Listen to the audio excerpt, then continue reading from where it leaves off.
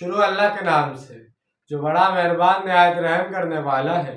اور وہ لوگ جو ایمان لائے اور جنہوں نے ہجرت کی اور جہاد کیا اللہ کی راہ میں، یعنی مہاجرین، اور وہ لوگ انصار مدینہ جنہوں نے اب انہیں پناہ دی اور ان کی نصرت کی، یہی لوگ ہیں سچے مومن، ان کے لیے ہے مغفرت اور رزق کریم۔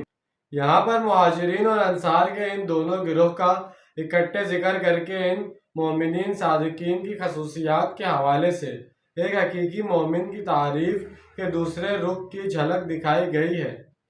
جبکہ اس کے پہلے حصے یا رخ کے بارے میں ہم اسی سورت کی آیت 2 اور 3 میں پڑھ آئے ہیں، لہٰذا آگے بڑھنے سے پہلے مذکورہ آیت کے مضمون کو ایک دفعہ پھر ذہن میں تازہ کر لیجئے۔